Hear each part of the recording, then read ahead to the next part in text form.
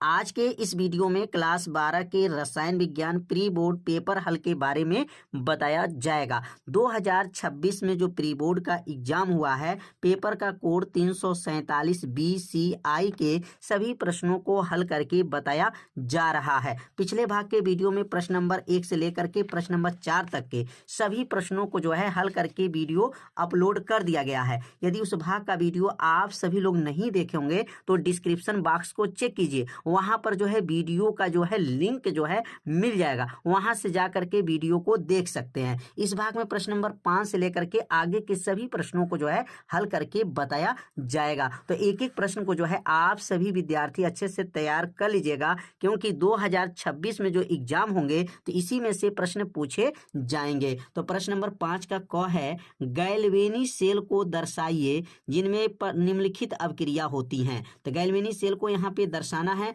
और यहाँ पे दिया गया है कि Mg है और यहाँ पर कापर है और यह अभिक्रिया हुआ है तो Mg+2 और कापर बना है।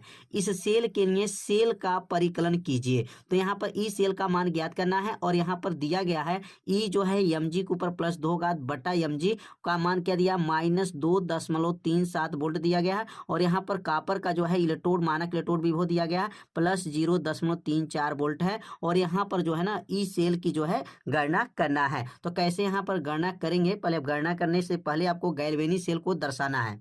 रासायनिक सेल वह सेल होता है जो रासायनिक ऊर्जा से किस ऊर्जा में, वैद्युत ऊर्जा में परिवर्तित किया जाता है। इस सेल का खोज किसने किए थे, तो इस सेल का खोज करने वाले वैज्ञानिक वोल्टा थे और गैल्वेनी थे। ध्यान दीजिए कौन कौन थे, वोल्टा थे और कौन थे, गैल्वेनी थे। अब यहाँ पे अपने कॉपी में आप नोट करिएगा कि वह सेल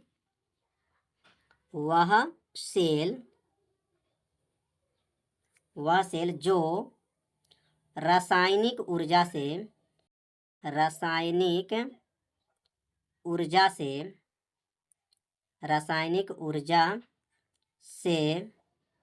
वैद्युत ऊर्जा में, रासायनिक ऊर्जा से किस ऊर्जा में, वैद्युत ऊर्जा में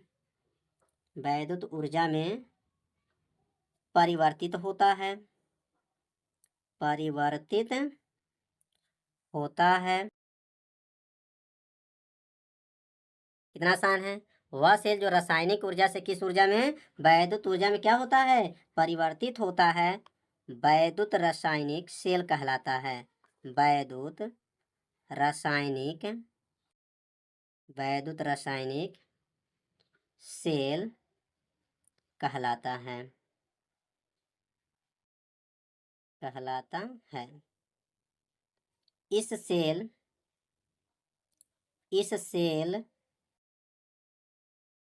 को सर्वप्रथम, इस सेल को क्या लिखेंगे, सर्वप्रथम गैल्वेनी, याद रखें कौन, गैल्वेनी तथा वोल्टा, गैल्वेनी तथा वोल्टा, कौन कौन, गैल्वेनी तथा वोल्टा ने तैयार किया था। किसने, गैल्वेनी थे और कौन थे, वोल्टा ने तैयार किया।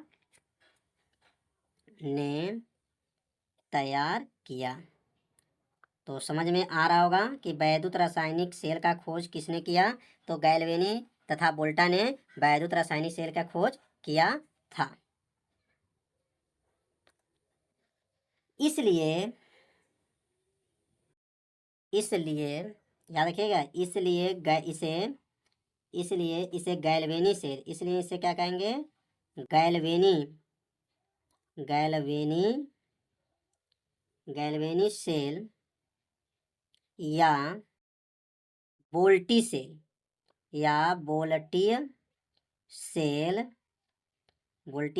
भी कहा जाता है।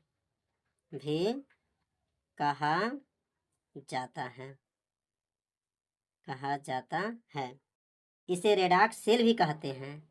इसे रेडॉक्स, याद रखिएगा इसका कितना नाम है, नोट करते चलिए। इसे रेडॉक्स सेल भी कहा जाता है। कौन सेल, रेडॉक्स सेल भी कहा जाता है, क्योंकि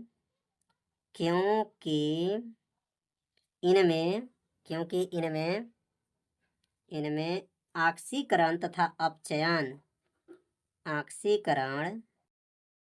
तथा अपचयन, ऑक्सीकरण तथा अपचयन की क्रियाएं साथ साथ होती हैं। क्रियाएं क्या होती हैं? साथ साथ होती हैं। तो कितना आसान है। क्या लिखेंगे कि वह सेल जो रासायनिक ऊर्जा से किस ऊर्जा में? वैद्युत ऊर्जा में परिवर्तित होता है, वैद्युत रासायनिक सेल कहलाता है। इस सेल को सर्वप्रथम किसने खोज किए थे? तो गैल्वेनी तथा वोल्टा ने क्या किए थे? तैयार किया था। इसलिए इसे कौन सेल कहेंगे? अब गैल्वेनी ने खोज किए थे, इसमें से क्या नाम रखेंगे? Galvanic cell. वोल्टा ने खोज किए थे, इसमें इसका नाम क्या हो गया? वोल्टी सेल भी कहा जाता है। इसे रेडॉक्स सेल भी कहा जाता है, क्योंकि इसमें ऑक्सीकरण तथा अपचयन की क्रियाएं साथ साथ होती हैं। इसके अंदर जो ऑक्सीकरण की क्रिया होती है और अपचयन की क्रियाएं जो होती हैं वो क्या होती हैं? साथ साथ होती हैं। इसलिए इसे क्या कहेंगे? रेडॉक्स सेल भी कहा जाता है। अब यहाँ पे जो न्यूमेरिकल दिया गया है, अब इस न्यूमेरिकल को जो है हल करके बताया जाएगा। यहाँ पर क्या दिया गया है? ई कैथोड का मान क्या दिया गया था प्रश्न में? +0.34 वोल्ट दिया गया है। और ई एनोड का मान क्या दिया गया था? -2.37 वोल्ट प्रश्न में दिया हुआ है। अब यहाँ पर ई सेल की जो है गणना करना है। तो अब ई सेल बराबर जो है सूत्र क्या होता है? तो ई सेल बराबर होता है ई कैथोड माइनस ई एनोड होता है। ई सेल का सूत्र क्या होता है? ई कैथोड माइनस ई एनोड होता है। ई कैथोड का मान 0.34 और यहाँ पर माइनस चिन्ह है तो माइनस चिन्ह को उतार लेंगे यहाँ पर। और ये एनोड का मान क्या दिया? -2.37 है। माइनस माइनस मिलेगा तो ये बन जाएगा प्लस 0.34 प्लस 2.37। अब दोनों को जोड़ लेंगे ना तो +2.71 जो है वोल्ट यहाँ पर हो जाएगा। तो इसमें किसकी गणना करना था? ई सेल की गणना करना था और बहुत ही आसान न्यूमेरिकल इसमें दिया हुआ था। तो समझ में आ गया होगा कि ई सेल का जो है मान कैसे निकाला गया। अब अगला जो प्रश्न है, अभिक्रिया की कोट का उदाहरण सहित स्पष्ट कीजिए। प्रदर्शित कीजिए कि प्रथम कोट की अभिक्रिया का 99% अभिक्रिया पूर्ण होने में लगा समय 90% अभिक्रिया पूर्ण होने में लगने वाले समय से दुगुना होता है। अब यहाँ पर जो है ना अभिक्रिया की कोट का आपका उदाहरण देना है और उसके बाद से जो है ना एक प्रथम कोट की अभिक्रिया जो है 99% अगर पूरा होने में लगा जो समय है और 90% में अभिक्रिया पूर्ण होने में लगा समय के कितने गुना है? 2 गुना जो है सिद्ध करा करके दिखाना है। तो कैसे यहाँ पे लिखेंगे? तो अब यहाँ पर अभिक्रिया की कोट जो है यहाँ पर हेडिंग को नोट कर लेंगे। अभिक्रिया की कोट क्या है? किसी अभिक्रिया की दी गई दर समीकरण में व्यक्त अभिकारक के सांद्रता पदों को घातों को योग उस अभिक्रिया की कोट कहलाती हैं। मतलब अगर यहाँ पर कोई एक अभिक्रिया दिया गया है, अभिक्रिया का जो दर जो समीकरण होता है उस अभिकारक के सांद्रता पदों के, अब अभिकारक के सांद्रता पदों, जैसे ये अभिकारक है और यह उत्पाद है, ठीक ना। यहाँ पर एक रिएक्शन अगर कोई लिखते हैं, एक अभिक्रिया जो कराते हैं, यहाँ जैसे ए और बी को मिला करके गर्म करने पर एक्स और वाई पदार्थ जो बना है, तो यह पदार्थ जो अभिक्रिया से पहले लेते हैं ना इसको अभिकारक कहते हैं और जो बनता है ना इसको उत्पाद कहते हैं। तो अभिक्रिया की अगर कोट की बात करेंगे तो यहाँ पर दर समीकरण क्या बनेगा इसका? तो दर समीकरण अगर बनेगा तो यहाँ पर के हो जाएगा और ए, यहाँ से ए और इसके ऊपर जो पावर है ना, यहाँ पावर कहाँ से आएगा? जो इसके आगे वाला जो संख्या होता है ना, जैसे ए के आगे एन है तो यह पावर में चला जाता है। बी के पावर, बी के आगे कौन है? यम है, तो बी का पावर जो है यम हो जाएगा। अगर यही घातों को जोड़ देना, ऊपर जो घात दिया है ये अभिकारक के जो सांद्रता पदों की जो घात है, घातों का अगर योग कर दें, यन और यम को जोड़ दें, वही अभिक्रिया की क्या होती हैं? कोटि होती हैं। तो अभिक्रिया की कोट कैसे ज्ञात करते हैं? जो यहाँ का पावर, यहाँ का मतलब जो आगे की संख्या और यह आगे की संख्या का अगर जोड़ दिया जाए ना, यह जो दर समीकरण के ऊपर जो घात है उसी को जोड़ने पर जो है ना अभिक्रिया की कोट जो है मान निकल जाता है। तो अभिक्रिया की कोट जो है कैसे ज्ञात करते हैं, यहाँ पर समीकरण द्वारा जो है आपको बताया गया। तो आप सीखेंगे, यहाँ पर एक न्यूमेरिकल दिया गया है, अब न्यूमेरिकल के बारे में समझेंगे। कि सिद्ध कीजिए कि प्रथम कोट की अभिक्रिया। यह क्वेश्चन जो है कई साल के पेपर में आ चुका है, तो ध्यान से आप लोग क्वेश्चन को देखिए और क्वेश्चन को नोट भी करते चलिए। तो सिद्ध कीजिए कि प्रथम कोट की अभिक्रिया को 99% पूर्ण होने में लगा समय, उसी अभिक्रिया को 90% पूर्ण होने में लगे समय का क्या होगा? दुगुना होता है। तो यहाँ सिद्ध करना है कि T99 और T90 कितने गुना होगा? 2 गुना होता है। तो सिद्ध करके आपको दिखाया जाएगा। तो एक एक लाइन आप लोग अच्छे से समझिए। अब यहाँ लिखेंगे, सबसे पहले लिखेंगे हल, और हल लिखने के बाद से यहाँ पे पहले लिखेंगे सूत्र। प्रथम कोट के अभिक्रिया के लिए सूत्र होता है, यह बताया जा चुका है और इसका सूत्र का निगमन भी बताया जा चुका है कि यह सूत्र कैसे बना है, इसका निगमन कैसे हुआ है।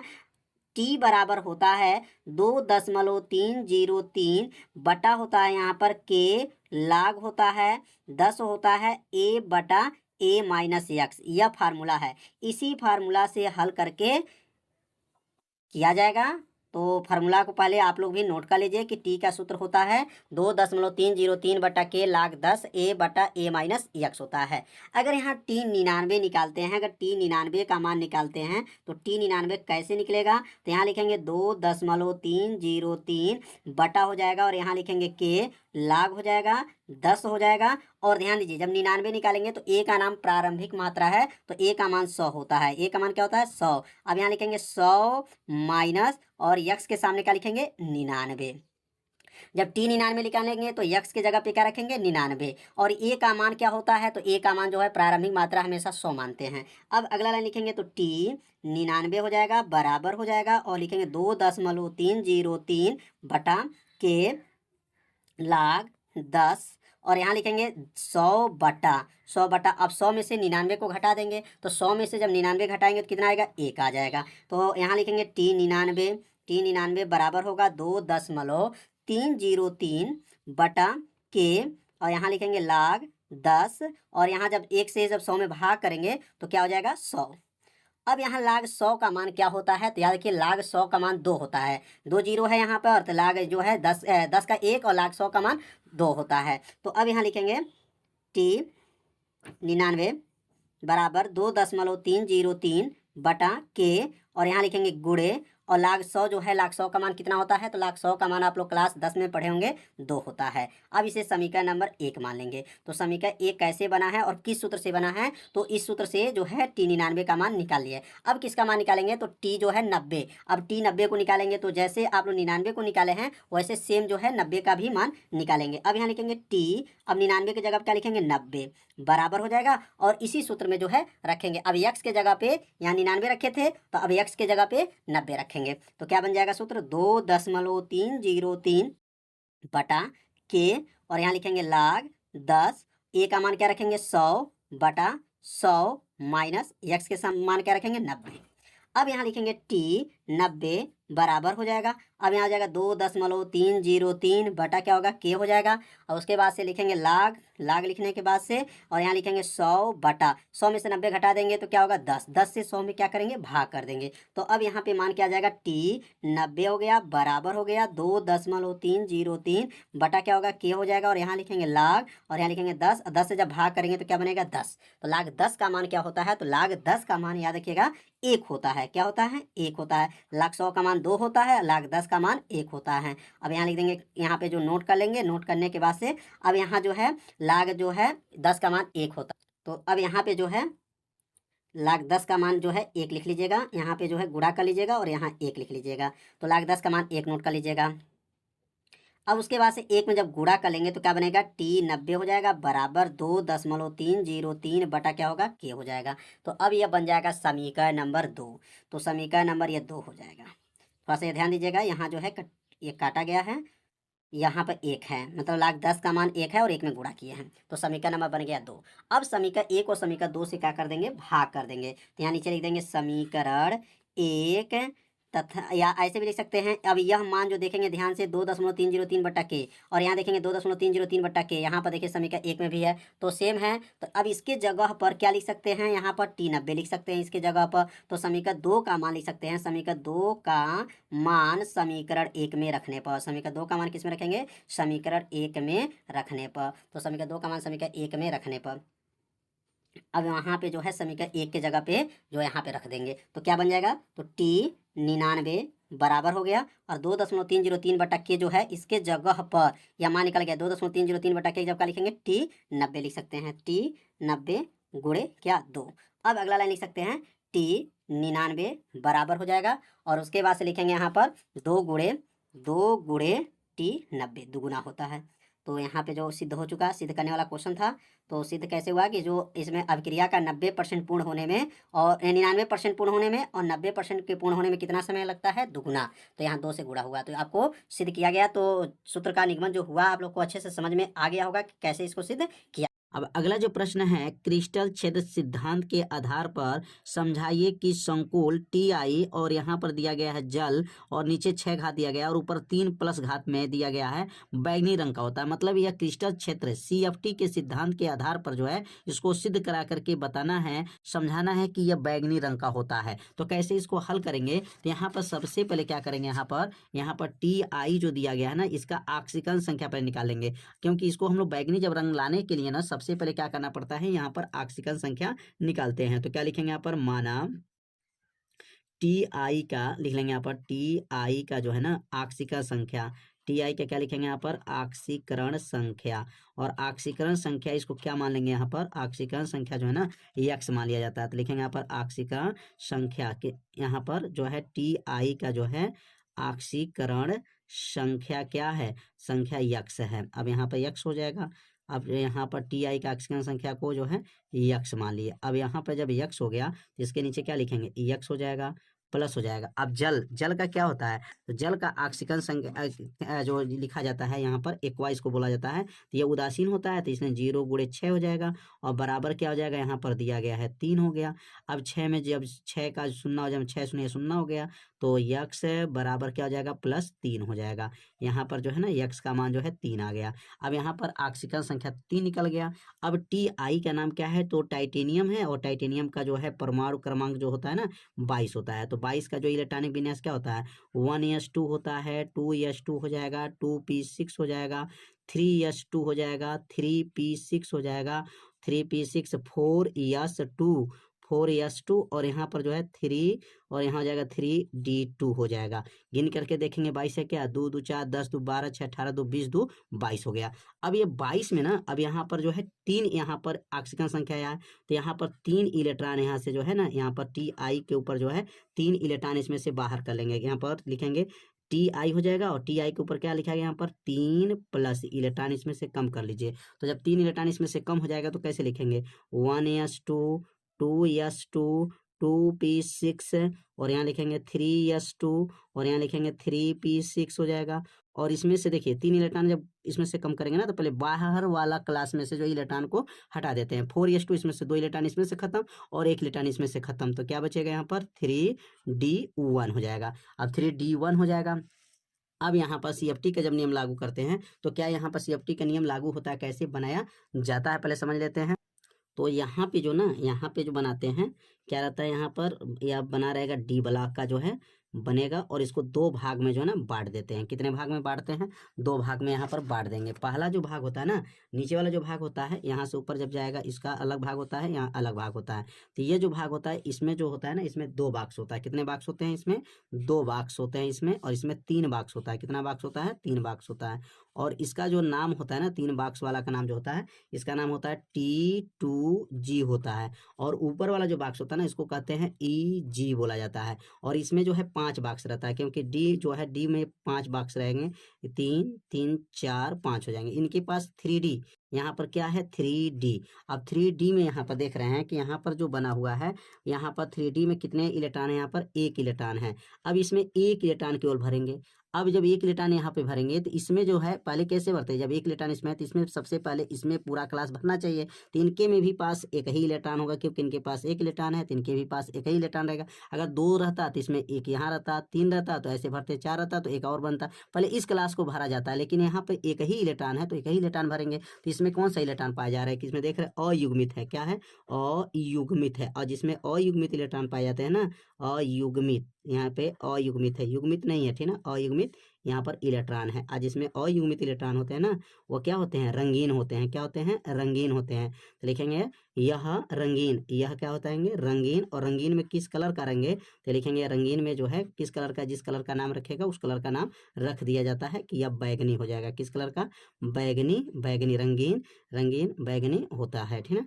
तो यहाँ पर 1 इलेक्ट्रॉन था तो एक ही इलेक्ट्रॉन जो है इसमें रखा जाएगा। अयुग्मित इलेक्ट्रॉन है तो इसलिए रंगीन बनाया जाए, रंगीन में क्या होगा, बैगनी होता है। तो यह क्वेश्चन आप लोगों को अच्छे से समझ में आ गया होगा। तो अब सीखेंगे अगला जो प्रश्न क्या है, उप सहसंयोजन यौगिक में संरचनात्मक समावयवता कितने प्रकार के होते हैं, प्रत्येक को उदाहरण सहित आपको समझाइए। तो यहाँ पर संरचनात्मक समावयवता कितने प्रकार के होते हैं ये बताना है, और प्रत्येक को जो है उदाहरण देकर के समझाना है। अब इनके बारे में समझते हैं। रचनात्मक समझौता। तो इसका उत्तर होगा जब दो या दो से अधिक यौगिक, मतलब इसमें कम से कम जो है दो यौगिक लेंगे या दो से अधिक यौगिक को भी ले सकते हैं, लेकिन कम से कम कितना लेना है, दो लेना है। तो जब दो या दो से अधिक यौगिकों के अणुसूत्र समान हो परंतु उनके संरचना सूत्र जो है समान न हो, उसे क्या कहते हैं, संरचनात्मक समझौता कहते हैं। मतलब जो हम यौगिक लेंगे उनके अणुसूत्र समान होंगे लेकिन उनकी जो संरचना सूत्र बनेगा वह समान नहीं होता है, ऐसे समझौता को क्या कहा जाता है, संरचनात्मक समझौता कहते हैं। तो परिभाषा बहुत आसान है, बस थोड़ा सा आपको ध्यान देना है, परिभाषा आपको क्या होगा, याद हो जाएगा। तो आप सभी विद्यार्थी इस परिभाषा को पहले अपने कॉपी में क्या कीजिए, नोट कर लीजिए और इसे 2 बार पढ़िए, आपको परिभाषा क्या होगा, याद हो जाएगा। अब यहाँ पे लिख लेंगे कि संरचनात्मक समझौता कितने प्रकार के होते हैं। तो यहाँ लिखेंगे समझौता जो है, संरचनात्मक समझौता जो है निम्न प्रकार के होते हैं। पहला का नाम क्या है, आयनन समझौता।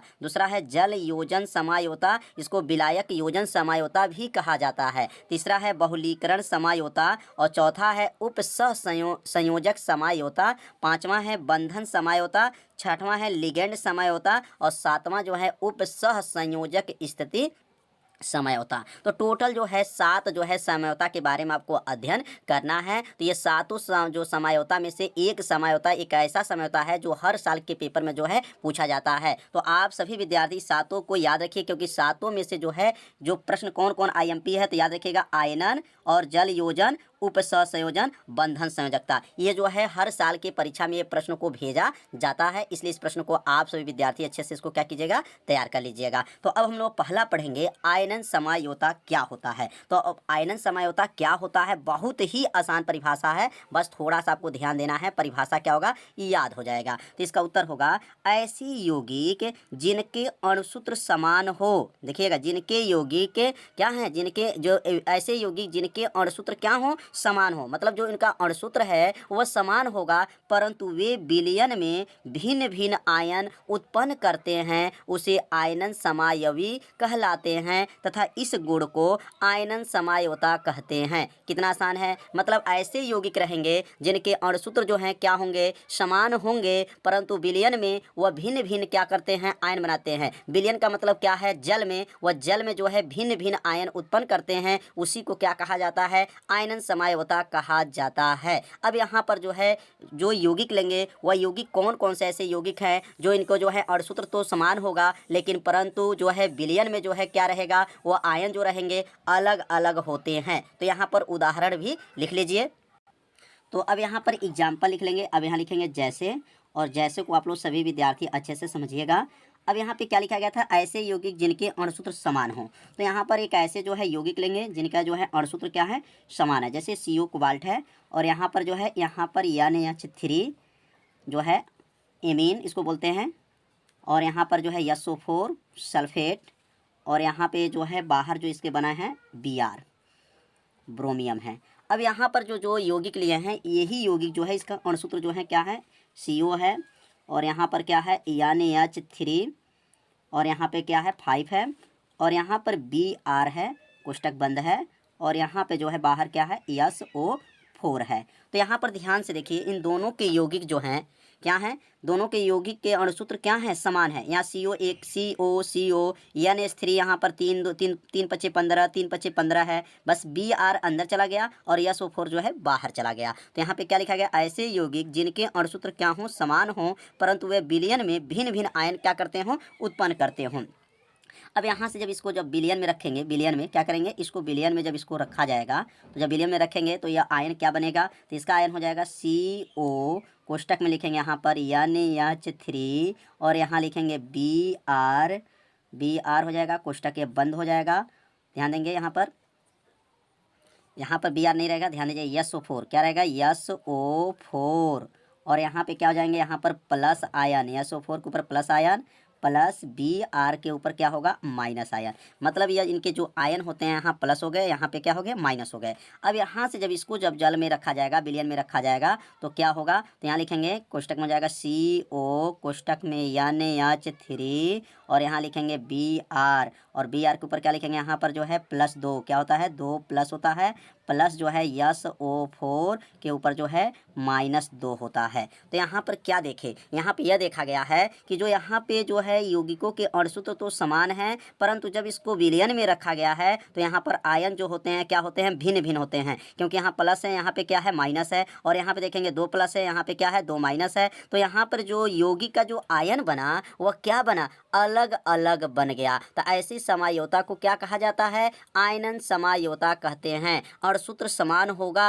लेकिन उनके जो आयन होंगे वह अलग अलग होते हैं, ऐसे समयोता को आयनन समयोता कहते हैं। तो आप सभी विद्यार्थी इस एग्जाम्पल को पहले अपने कॉपी में क्या कीजिए, नोट कर लीजिए। नोट करने के बाद से जो है अगला जो हम लोग पढ़ेंगे समयोता, तो दूसरा जो समयोता है जल योजन समयोता या विलायक योजन समयोता। तो पहले आप सभी विद्यार्थी इस हेडिंग को पहले अपने कॉपी में क्या कीजिए, नोट कर लीजिए। अब यहाँ पे इसकी परिभाषा क्या है, जब 2 या 2 से अधिक अणुसूत्र, मतलब जो अणुसूत्र लेंगे वह कम से कम जो है 2 लेंगे, उससे जो है अधिक ले सकते हैं। 2 या 2 से अधिक अणुसूत्र एवं उनमें उपस्थित H2O, मतलब उनके अंदर जो है जल जो है उपस्थित है, जल के अणुओं की संख्या क्या है, समान होती हैं, परंतु H2O के अणुओं की संख्या जो है आयनिक तथा उपसंयोजक मंडल में क्या हो जाती हैं, अलग अलग होती हैं। तो ऐसे यौगिक को जल योजन समायोगी कहलाते हैं और यह घटना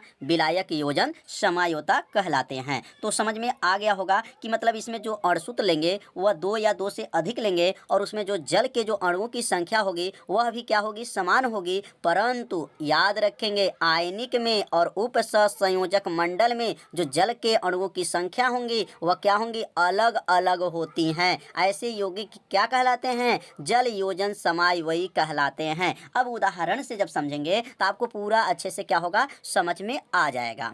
तो अब यहाँ एग्जाम्पल लिख लेंगे जैसे।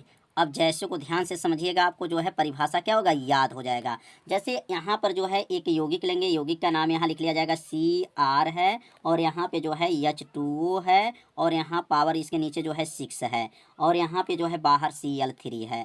तो इसको इसमें जो है ध्यान देंगे उपसंयोजक मंडल, इसको यहाँ से यहाँ तक को क्या कहते हैं, उपसंयोजक मंडल कहते हैं। और इसको जो है आयनिक मंडल कहते हैं, क्या कहते हैं, आयनिक मंडल कहते हैं, यह बताया जा चुका है। तो यहाँ लिखेंगे तथा। अब इसी को जो है अब यहाँ पे क्या कर रहे हैं, इसके अणुसूत्र जो है यहाँ पर जल का क्या हो जा रहा है, यहाँ पे अगर देखेंगे Cr है, कोष्टक में यहाँ लिखेंगे H2O है, और यहाँ पे क्या है 5 है, और यहाँ कोष्टक बंद करके 5 है, और यहाँ पे क्या हो जाएगा, यहाँ पर Cl है।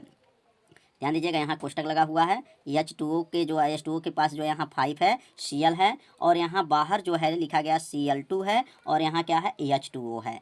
अब ध्यान से देखिए, क्या इसके अणुसूत्र दोनों के बराबर हैं? तो देखेंगे यहाँ पे अणुसूत्र जो है बराबर है कि नहीं है। तो यहाँ देखिए Cr1 है, तो Cr1 है यहाँ पर। H2O यहाँ पे क्या ना, मतलब जल के अणु कितने 6 हैं, तो 5 यहाँ है और एक यहाँ पे है 6 है। Cl3 है, तो Cl यहाँ पे 3 है, तो Cl यहाँ 1 है, और 2 यहाँ पे 2, और 1 मिलकर के क्या है 3। मतलब इसका अणुसूत्र और इसका अणुसूत्र आपस में क्या है, बराबर हैं। लेकिन यहाँ पर जल के बारे में जब देखेंगे, जल यहाँ पर जो है आयनिक मंडल में जल जो है, जल के परमाणु यहाँ पे 6 हैं, तो यहाँ पर जो है आयनिक मंडल में जल की परमाणुओं की संख्या क्या है, 5 है। तो क्या हुआ, मतलब यहाँ पे अणुसूत्र समान हैं, परंतु उपसंयोजक मंडल में और आयनिक मंडल में यहाँ पे जल का मान जो है अलग अलग है।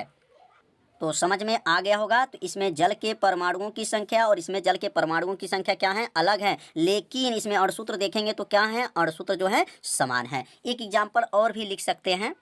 तो यहाँ दूसरा एग्जाम्पल लिख लीजिए, CO जो है कोबाल्ट इसको बोला जाता है, NH2O है, यहाँ पर H2O है, जल इसको बोलते हैं, और यहाँ पर दिया गया Cl है, कोष्टक में क्या है NH3 है, और यहाँ पर जो है पावर नीचे जो है 4 दिया गया है, कोष्टक बंद, और यहाँ पे लिखा गया है Br, तो यहाँ Br2 है। अब यहाँ पे तथा, अब इसी को ध्यान से देखेंगे, इसमें जो जितने अणुसूत्र हैं, अब यहाँ पे क्या, इसमें अणुसूत्र के जो परमाणुओं की संख्या इसमें क्या बराबर हैं, तो यहाँ CO है, और यहाँ पर Br2 है, कोष्टक में NH3 है, और यहाँ 4 है, और कोष्टक बंद Cl, और क्या है H2O है। तो इसमें ध्यान से देखिए, क्या यहाँ के जितने भी जो है परमाणुओं की जो संख्या है, क्या इसमें भी परमाणुओं की संख्या सेम है? तो लिखेंगे, देखेंगे यहाँ पे CO 1 है, तो CO 1 है, Br2 यहाँ 2 है, है, Br2 यहाँ पे देखिए 2 हो गया है, H2O यहाँ 1 है, यहाँ पर भी H2O 1 है, NH3 तो कितना यहाँ पर है 4, NH3 के मतलब अमोनिया के जो परमाणुओं की संख्या है एमीन इसको बोलते हैं क्या है, NH3 यहाँ पे 4 है, तो इसका मतलब Cl 1 है, तो Cl यहाँ पे 1 है। तो इसमें परमाणुओं की संख्या तो बराबर है, लेकिन इसमें आयनिक मंडल में यहाँ से देखेंगे आयनिक मंडल में जल यहाँ पर है, लेकिन यहाँ आयनिक मंडल में जल है, तो इसमें आयनिक मंडल में जल नहीं है, या जो है यहाँ पर आयनिक उप सहसंयोजक मंडल में जल, और यहाँ पर देखेंगे यहाँ पर आयनिक मंडल में जल है, तो यहाँ पर क्या है परमाणुओं की संख्या जो है समान है, लेकिन इसमें जो है आयनिक और उप सहसंयोजक मंडल में जो जल की परमाणुओं की संख्या है वह क्या है अलग अलग हैं। यहाँ पर जो है ध्यान से देखेंगे इसमें आयनिक जो है उप सहसंयोजक मंडल में जल है और यहाँ पर जो है आयनिक मंडल में जल है, तो इसलिए क्या कहा जाएगा, ऐसे समझौता को जल जो है जल योजन समझौता या विलायक योजन समझौता कहते हैं। तो आप सभी विद्यार्थी समझ लिए होंगे, इसमें सबसे महत्वपूर्ण बात यह है जल की है, क्या है जल जो है यहाँ पर जल यहाँ पर अंदर है और यहाँ जल क्या है बाहर है, यहाँ जल 6 था और यहाँ पर 5 था, एक क्या है बाहर है। तो इसमें समझ में आ गया होगा कि जल योजन समझौता का मतलब क्या है। तो इन दोनों परिभाषा को आप सभी विद्यार्थी अपने कॉपी में क्या कीजिए नोट कर लीजिए। तो अगला है बहुलकीकरण समझौता, यह भी जो है बहुत आईएमपी है। तो बहुलकीकरण समझौता क्या है, अब इनके बारे में भी समझ लेते हैं। तो यह हो जाएगा, इसका उत्तर होगा समान मूलानुपाती सूत्र, जो इसका मूलानुपाती जो सूत्र होगा वह समान होगा। तो समान मूलानुपाती सूत्र तथा भिन्न भिन्न आणविक संगठन रखने वाले यौगिकों को बहुलीकरण समझौता कहलाते हैं, और यह घटना जो है बहुलीकरण समझौता कहलाते हैं। मतलब इसमें जो है समान मूलानुपाती सूत्र रहेगा, लेकिन जो इसमें भिन्न भिन्न आणविक संगठन रखने वाले यौगिक को क्या कहलाएगा बहुलीकरण। तो यहाँ पर जो है एक जो है उदाहरण के माध्यम से समझेंगे। जैसे यहाँ पर Pt है, यहाँ पर Pt इसको प्लेटिनम बोला जाता है, Pt कोष्टक में एमीन यानी H3 और यहाँ पे जो है 2 है और यहाँ पे क्या है Cl2 है। अब यहाँ पे ध्यान से देखिएगा, यहाँ पे 2 भी लगा है। अब यहाँ तथा और यहाँ पे है Pt कोष्टक में क्या है यहाँ पर NH3 और यहाँ NH3 है और यहाँ नीचे जो है यहाँ 4 घात है और यहाँ कोष्टक ये बंद है, और यहाँ पे लिखेंगे आपका Pt और यहाँ क्या है Cl4। ध्यान से देखिए, अब यहाँ का जो है यह मूलानुपाती सूत्र है, लेकिन यह मूलानुपाती सूत्र अलग अलग जो है आणविक संगठन अगर बना लिया जाए तो ऐसे जो समझौता बनता है उसी समझौता को बहुलीकरण समझौता कहा जाता है। यहाँ Pt कितना है, तो ध्यान देखें यहाँ Pt 1 है, लेकिन यहाँ पे क्या लगा है 2 है। ध्यान दीजिए 2 का मतलब Pt 2 है और NH3 कितना है 2 दूना 4 है और Cl 2 दूना 4 है। अब यहाँ पे देखेंगे Pt यहाँ क्या एक यहाँ है और एक यहाँ पे है, तो एक Pt और एक Pt मिलकर के कितना Pt हो गया 2 Pt हो गया, और NH3 कितना है 2 दूना 4 है, तो यहाँ पे 2 दूना क्या है 4 है और यहाँ पे क्या है देखिए CH3 के नीचे क्या है यहाँ पर 4 है, 2 यहाँ गुणा करेंगे तो 4 होगा, यहाँ पर देखिए 4 है। Cl कितना है 2 दूना 4 है, तो Cl कितना है 4 है। मतलब यह मूलानुपाती सूत्र अलग अलग जो है आणविक संगठन में जो है यौगिक बना लेते हैं, ऐसे समझौता को क्या कहा जाता है बहुलीकरण समझौता कहते हैं। तो समझ लिए होंगे कि बहुलीकरण समझौता क्या है, जल योजन समझौता क्या है और आयनन समझौता है। हेडिंग को नोट कर लीजिए, उप सहसंयोजक समझौता। उप सहसंयोजक समझौता किसे कहते हैं, तो इसका उत्तर जो है पहले अपने कॉपी में इस उत्तर को लिख लीजिए, उसके बाद से जो है आपको अच्छे से समझाया जाएगा, जिससे आपको परिभाषा क्या होगा याद हो जाएगा। तो परिभाषा को पहले लिख लीजिए, धनावेशित तथा ऋणावेशित, धनावेशित तथा क्या है ऋणावेशित, धनावेशित तथा ऋणावेशित संकुल वाले ऐसे यौगिक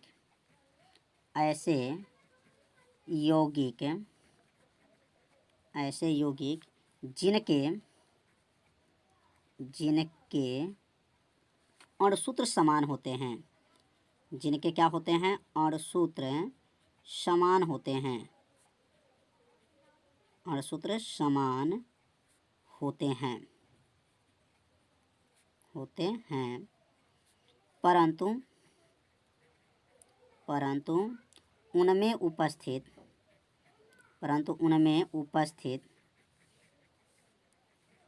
उपस्थित लिगैंड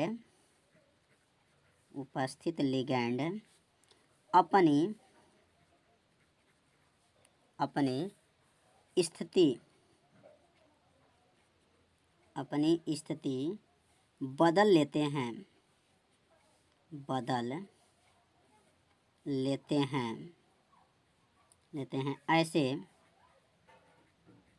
ऐसे उपसहसंयोजक यौगिक को उपसहसंयोजक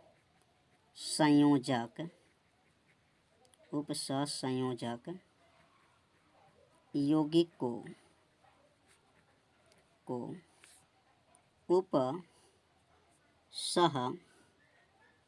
उपसहसंयोजक समयवता कहते हैं या समावयवी कहते हैं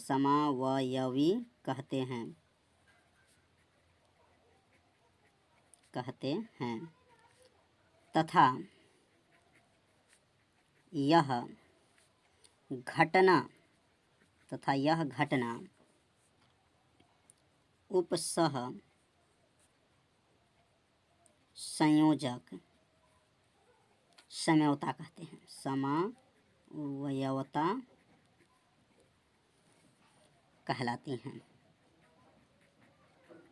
तो पहले आप सभी विद्यार्थी इस परिभाषा को पहले अपने कॉपी में क्या कीजिए, नोट कर लीजिए। जब परिभाषा आप नोट कर लेंगे तो आपको अच्छे से क्या होगा, समझ में आ जाएगा। तो यहाँ पर परिभाषा क्या लिखा गया है, धनावेशी तथा ऋणावेशी संकुल वाले ऐसे यौगिक, मतलब धनावेशी जो संकुल क्या होते हैं, ऋणावेशी संकुल क्या होते हैं, यह सब बताया जा चुका है, जिनके अणुसूत्र क्या हो, समान होते हैं, परंतु उनमें उपस्थित लिगैंड अपनी स्थिति को क्या कर ले, बदल लेते हैं, ऐसे उपसहसंयोजक यौगिक को क्या कहा जाएगा, उपसहसंयोजक समावयवी कहते हैं तथा यह घटना उपसहसंयोजक समावयवता कहलाती हैं। तो अब यहाँ एग्जाम्पल से समझ लेंगे।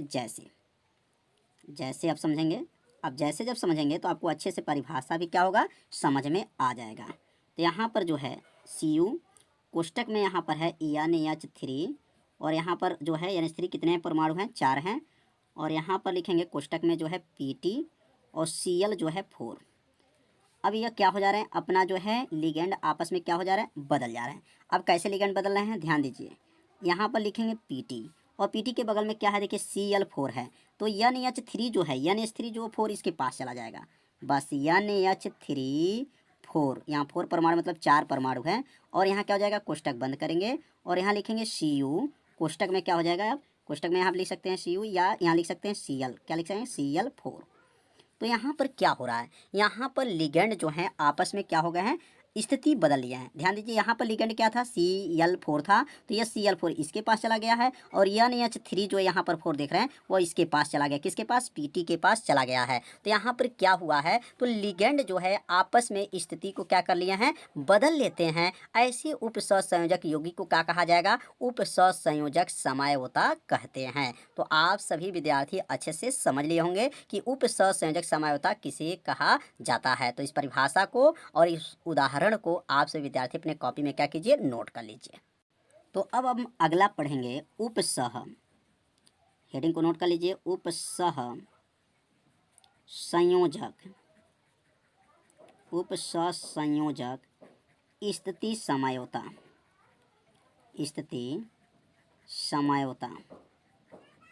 अब यहाँ पर उपसहसंयोजक स्थिति समयवता किसे कहते हैं, अब इनके बारे में भी परिभाषा समझ लेते हैं।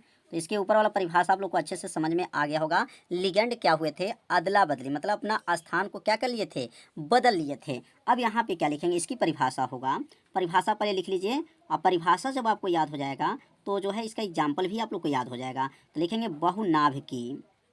अब यह बहुनाभिकी क्या होता है, तो बहुनाभिकी बताया जा चुका है कि एक से अधिक केंद्रीय धातु अगर परमाणु हो, एक से क्या हो, अधिक जो है केंद्रीय धातु परमाणु हो, उसी को क्या कहा जाता है, बहुनाभिकी बोला जाता है। तो लिखेंगे बहुनाभिकी उपसहसंयोजक, बहुनाभिकी उपसहसंयोजक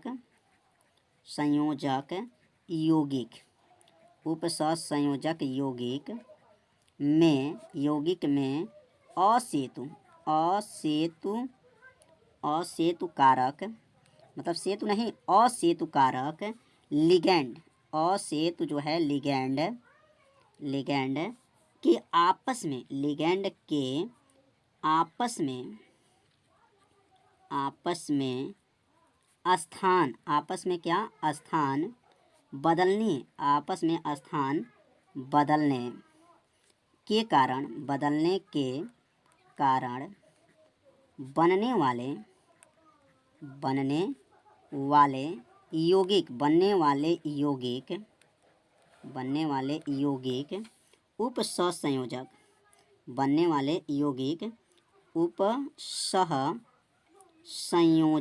उपसहसंयोजक स्थिति समयता कहते हैं। समयता कहते हैं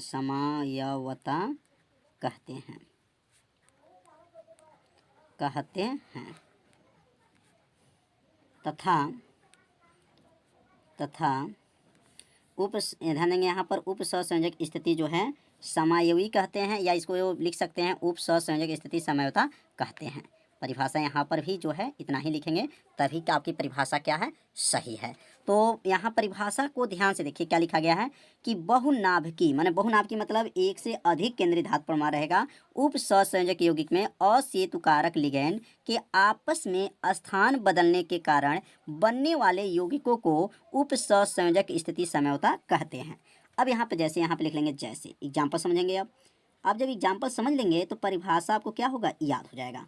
जैसे यहाँ पर Cl2 है और यहाँ पर जो है इमीन इसको NH3 बोला जाता है, NH3 यहाँ 2 है और CO है और यहाँ पे जो है ध्यान दीजिए यह क्या है, सेतु है और यहाँ लिखेंगे OH और यहाँ लिखेंगे OH और यहाँ जो है लिगेंड जो है CO और लिखेंगे Cl2 और कोष्टक में लिखेंगे यहाँ पर NH3 का परमाणु 3। अब यहाँ इसको ध्यान से देखिए, अब इसमें क्या हो रहा है, यहाँ से यहाँ तक देख लिए होंगे।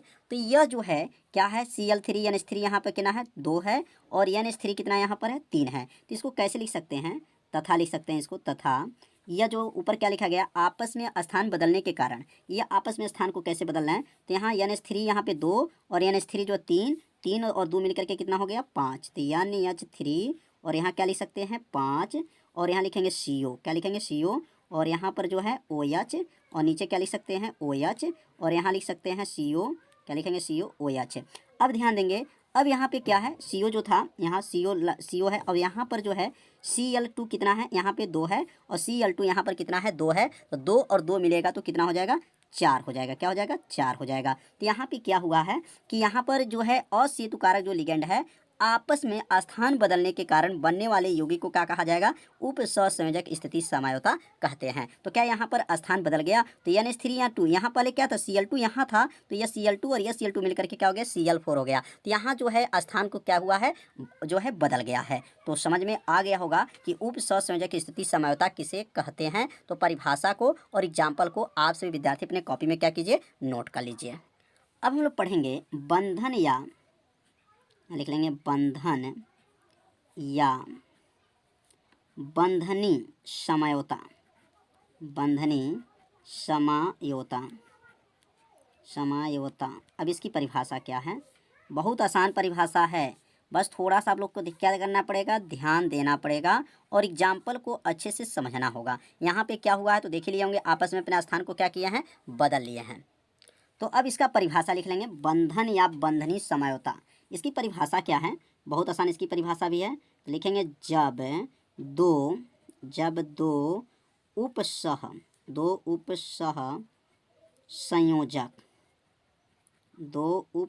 संयोजक यौगिकों के अणुसूत्र समान हो, अणुसूत्र क्या हो, समान हो, अणुसूत्र समान होते हैं, अणुसूत्र क्या होते हैं, समान होते हैं, परंतु उनमें उपस्थित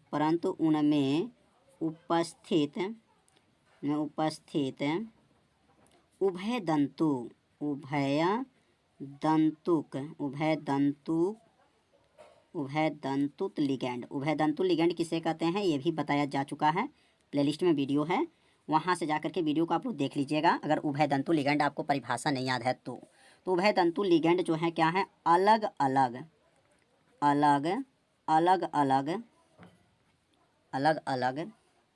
दाता परमाणु, अलग अलग क्या है, दाता परमाणु द्वारा, अलग अलग दाता परमाणु द्वारा केंद्रीय धातु, अलग अलग जो है क्या है, दाता परमाणु, केंद्रीय धातु परमाणु, केंद्रीय धातु परमाणु, केंद्रीय धातु परमाणु से जुड़ा होता है, से जुड़ा होता है, होता है। ऐसे यौगिक को, ऐसे यौगिक को क्या कहा जाता है, ऐसे यौगिक को बंधन या, ऐसे यौगिक को बंधन या बंधनी समझौता कहते हैं, बंधनी समझौता कहते हैं, समझौता कहते हैं। तो अब परिभाषा जब नोट कर लेंगे तो एग्जाम्पल को अब अच्छे से समझ लेंगे। तो यहाँ परिभाषा क्या लिखा गया है कि जब दो उपसंयोजक यौगिक के अणुसूत्र क्या हों, समान होते हैं। अणुसूत्र क्या होना चाहिए, समान होते हैं, परंतु उनमें उपस्थित जो है उभय दंतुक लिगैंड अलग अलग दाता परमाणु द्वारा केंद्रीय धातु परमाणु से क्या हो, जुड़ा होता है। ऐसे यौगिक को बंधन या बंधनी समझौता कहते हैं। तो इस परिभाषा को जब 2 बार आप लोग पढ़ेंगे तो परिभाषा क्या होगा आपको याद हो जाएगा। अब यहाँ पे इसकी परिभाषा लिखने के बाद से जो है इसका एग्जाम्पल समझेंगे।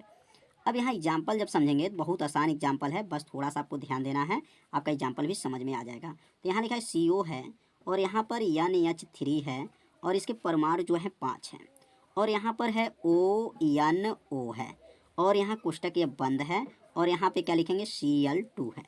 अब यहाँ पे जो है देखेंगे क्या इसके जो अणुसूत्र क्या है, क्या इसके अणुसूत्र जो है समान है। तो यहाँ लिखेंगे CO, कोष्टक में लिखेंगे यहाँ पर NH3 और यहाँ पे लिखेंगे यहाँ पर 5 जो है, यहाँ पे देखिए 5 है और यहाँ लिख लेंगे यहाँ पर NO2 और ये कोष्टक को बंद कर लेंगे और यहाँ पे लास्ट में लिखेंगे Cl2। तो ये दोनों को ध्यान से आप सभी विद्यार्थी देखिए, यहाँ CO है, यहाँ पर भी CO है, यहाँ NH3 जो है कितना है, 5 है, NH3 कितना है, 5 है और यहाँ पर ONO है, ध्यान दीजिएगा ONO है और यहाँ O भी कितना है, 2 है, यहाँ पर भी O 2 है, N 1 है, यहाँ भी N 1 है, Cl 2 है, Cl 2 है। लेकिन ध्यान दीजिए इसमें जो है O जो है दाता परमाणु, इसमें क्या है, O है, इसमें दाता परमाणु क्या है, उभय दंतु लिगैंड में अलग अलग दाता हो रहे हैं, यहाँ O से जुड़ा हुआ है और यहाँ पर जो है दाता परमाणु किससे है, N से जुड़ा है। माने यहाँ जो ये लिगैंड जो बने हैं किससे जुड़े हैं, N परमाणु से जुड़े हैं। दाता परमाणु इसमें क्या है, N है और इसमें दाता परमाणु क्या है, O है। समझ में आ रहा होगा कि यह आगे वाला जो पहला पद जो देखते हैं, पहला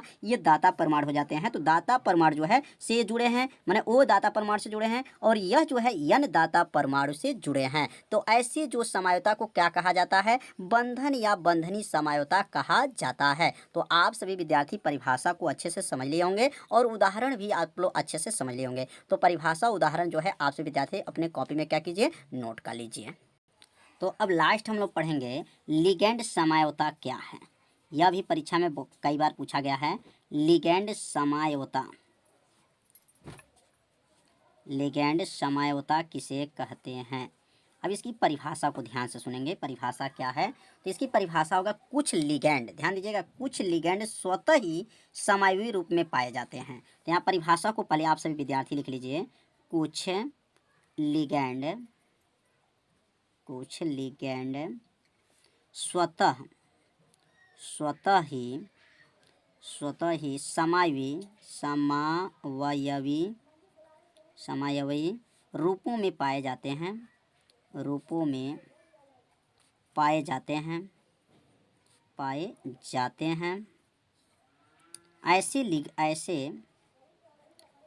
लिगैंड से बनने वाले, ऐसे लिगैंड से बनने वाले, ऐसे लिगैंड से बनने वाले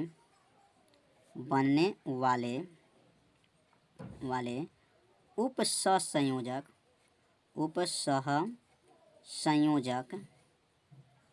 उपसहसंयोजक यौगिक लिगैंड समावयवी कहते हैं, लिगैंड समावयवी कहते हैं, समावयवी कहते हैं तथा यह घटना लिगैंड समझौता कहते हैं, यह घटना लिगैंड समझौता कहते हैं। तो परिभाषा आप सभी विद्यार्थी अपने कॉपी में क्या कीजिए, जरूर नोट करते चलिए, जिससे आपका एक नोट्स भी बनता रहेगा। तो यहाँ परिभाषा क्या है, कुछ लिगेंड स्वतः ही समावी रूपों में पाए जाते हैं। स्वतः माने अपने आप जो है समावी रूपों में पाए जाते हैं। ऐसे लिगेंड से बनने वाले उप सहसंयोजक यौगिक को क्या कहते हैं? लिगेंड समावी कहते हैं तथा यह घटना लिगेंड समझौता कहते हैं। अब अगला जो प्रश्न है, कार्बोहाइड्रेट के डी तथा यल विन्यासों से आप क्या समझते हैं? ग्लूकोज में एक एल्डिहाइड समूह तथा 5 जो है ना हाइड्रॉक्सी समूह के उपस्थिति की पुष्टि अभिक्रियाओं के रासायनिक समीकरण द्वारा कीजिए। मतलब कार्बोहाइड्रेट के डी तथा यल विन्यास से आप क्या समझते हैं? ग्लूकोज के अंदर जो है एक एल्डिहाइड समूह होता है और 5 जो है ना हाइड्रॉक्सी समूह होता है। रासायनिक समीकरण द्वारा जो है आपको बताना है। तो यहाँ पर सबसे पहले जो है कार्बोहाइड्रेट के बारे में समझेंगे। कार्बोहाइड्रेट के डी तथा यल विन्यास। कार्बोहाइड्रेट के डी तथा यल विन्यास का मतलब क्या है? तो डी का जो अर्थ पहले समझेंगे कि जो डी का अर्थ क्या है, डेक्स्ट्रोस जो है, डेक्स्ट्रोस या द्राक्ष जो है शर्करा होता है। और जैसे गन्ने की शर्करा के जल अपघटन द्वारा निर्माण होता है और इसका स्वाद जो होता है ना मीठा होता है। प्राकृतिक ग्लूकोज जो होते हैं ना दक्षिण घुड़वक होता है, इस कारण इसे डेक्स्ट्रोस या डी कार्बोहाइड्रेट कहते हैं। तो डेक्स्ट्रोस जो होता है ना ये गन्ने के शर्करे से जल अपघटन द्वारा निर्माण होता है और इसका स्वाद कैसा होता है? मीठा होता है। और प्राकृतिक जो ग्लूकोज होते हैं ना वह दक्षिण घुड़वक होता है, इस कारण इसे डेक्स्ट्रोस जो है डी फार्म कहा जाता है, डी कार्बोहाइड्रेट कहा जाता है। तो इसको जो है आप लोग अपने कॉपी में नोट करके इसे 2 बार पढ़ देंगे ना तो आपको जो है इसका डी का अर्थ जो है आपको याद हो जाएगा। बस इसको समझेंगे तो आपको याद हो जाएगा। बस इसको याद रखेंगे डी का अर्थ क्या है और इसका स्वाद कैसा होता है और इसका जो है घुड़वन कैसा होता है। तो याद रखेंगे दक्षिण घुड़वन होता है। अब यल का अर्थ इसी का जो है विलोम कर दीजिए, बस थोड़ा सा ध्यान देंगे। तो यल का अर्थ होता है लेविलोस या फल शर्करा होता है, जैसे सुक्रोज के जल अपघटन द्वारा। ये देखिए ये क्या था? ये गन्ने का शर्करा था और ये सुक्रोज का मतलब चीनी के जो है जल अपघटन द्वारा निर्माण होता है। वास्तव में ये सबसे अधिक मीठी शर्करा है। फैक्टोज जो होते हैं वाम ध्रुवण घोरक या यल कार्बोहाइड्रेट कहलाते हैं। मतलब ये जो होते हैं ना सुक्रोज के जल अपघटन द्वारा जो है ये इनका निर्माण होता है और ये वास्तव में जो है सबसे अधिक मीठी वाली जो है शर्करा होती है। और इसमें देखिए इसमें क्या था? दक्षिण घुड़वक था, तो इसमें क्या बोलेंगे? वाम जो है वाम ध्रुवण गुणवक होते हैं। मतलब वामावर्त, ये दक्षिणावर्त है तो ये वामावर्त है और ये जो है डी फार्म है तो इसको क्या कहते हैं? यल फार्म कहा जाता है। मतलब डी का अर्थ का समझ में आ गया और यल का अर्थ जो है आप लोग समझ गए होंगे। और इसमें दक्षिण घुड़वक, इसमें क्या याद रखेंगे? वाम ध्रुवण गुणक होता है। अब यहाँ पर हम लोग ग्लूकोज में जो है ना एक एल्डिहाइड समूह उपस्थित होता है। इसको जो है सिद्ध करा करके रिएक्शन के माध्यम से बताएंगे कि ग्लूकोज में एक एल्डिहाइड समूह उपस्थित कैसे होता है। जब ग्लूकोज को जो है ब्रोमीन जल के उपस्थित में ऑक्सीकरण कराने पर ग्लूकोनिक अम्ल बनता है। अब यहाँ पे ग्लूकोज का सूत्र क्या होता है? CHO और CHOH के ऊपर यहाँ कितना है? 4। CHOH जो है यहाँ 4 लिख देंगे और नीचे क्या होता है? CH2OH होता है। ये किसकी संरचना है? तो ये ग्लूकोज की जो है संरचना है। अब ग्लूकोज का जब यहाँ ऑक्सीकरण हुआ किसके उपस्थित में? ब्रोमीन जल के उपस्थित में, तो ये ग्लूकोनिक अम्ल बना है। क्या बना है? ग्लूकोनिक अम्ल बना है, जो यहाँ एल्डिहाइड से जो है यहाँ पर जो देख सकते हैं कार्बोक्सिलिक अम्ल में बदला हुआ है। तो यहाँ पर एल्डिहाइड कितना है? तो देख रहे हैं यहाँ पर एल्डिहाइड जो है ना 1 है। तो लिखेंगे यहाँ पर नीचे, इस अभिक्रिया से स्पष्ट होता है कि ग्लूकोज में एक एल्डिहाइड समूह उपस्थित होता है। ग्लूकोज में कितने एल्डिहाइड होते हैं? एक एल्डिहाइड समूह होते हैं और एल्डिहाइड समूह जो है कार्बोक्सिलिक अम्ल में बदला है। तो यहाँ पर कब बदलेगा? जब इसकी ऑक्सीकरण कराएंगे और किसके उपस्थित में? ब्रोमीन जल के उपस्थित में। तो रिएक्शन के माध्यम से आपको बताना था कि मतलब ग्लूकोज में जो है एक एल्डिहाइड होता है, तो एक एल्डिहाइड जो है यहाँ पर होते हैं। अगला में लिखेंगे ग्लूकोज में 5 OH समूह की उपस्थिति। जब ग्लूकोज को एसिटिक एनहाइड्राइड से क्रिया कराने पर ग्लूकोज पेंटा एसीटेट बनता है। अब यहाँ पे देखिए CHO, CHOH4, CH2OH, ये ग्लूकोज की संरचना हो गया और ये जो बना है ना इसका नाम है एसिटिक एनहाइड्राइड। और यहाँ पर 5 अणु लेना है। अब इसको गर्म करेंगे ना तो यहाँ पर CHO आपका CHOCOCH3 यहाँ 4 हो जाएगा और CH2OCOCH3 यहाँ पे जो ये बना है इसका नाम है ग्लूकोज पेंटा एसीटेट। और उसके साथ 5 जो है ना एसिटिक अम्ल जो है यहाँ पर 5 एसिटिक अम्ल भी प्राप्त हुआ। 5 CH3, 5 लिख देंगे CH3COOH। इसको संतुलित करके अभिक्रिया को चेक कर सकते हैं कि अभिक्रिया क्या है? संतुलित है। तो यहाँ पे क्या देख रहे हैं? इस अभिक्रिया से स्पष्ट होता है कि ग्लूकोज में जो है ना 5 जो है OH समूह जुड़ा है। यहाँ पर एक समूह देख सकते हैं, यहाँ से यहाँ देखेंगे OH यहाँ कितना है? 4 यहाँ है और एक यहाँ है 5। यहाँ तो HO है तो यहाँ OH चाहिए, ठीक ना? तो OH यहाँ 4 है और OH यहाँ 1 यहाँ है, तो 4 और 1 मिल करके क्या है? 5 है। तो लिख देंगे यहाँ पर इस अभिक्रिया से स्पष्ट होता है कि ग्लूकोज में जो है ना 5 हाइड्रॉक्सी समूह उपस्थित होता है, नीचे लिख लेंगे। तो यहाँ इस वीडियो में जो है ना कि प्रश्न नंबर 5 के जो है सभी प्रश्नों को जो है हल करके बताया गया, ठीक है ना। अगले भाग में जो है प्रश्न नंबर 6 से आगे के सभी प्रश्नों को जो है हल करके बताया जाएगा। तो आज का ये वीडियो आप लोगों को कैसा लगा, आप सभी लोग एक बार जरूर कमेंट कीजिएगा, वीडियो को लाइक कर दीजिएगा और चैनल पे यदि आप पहली बार आए होंगे तो चैनल को सब्सक्राइब जरूर कर लीजिएगा। वीडियो बनाने में बहुत मेहनत लगता है, तो इसलिए आप सभी लोगों जो है वीडियो को लाइक कर दें और चैनल पे यदि पहली बार आए होंगे तो चैनल को जरूर सब्सक्राइब कर लें। तो मिलते हैं अब अगले भाग में, तब तक के लिए जय हिंद, जय भारत।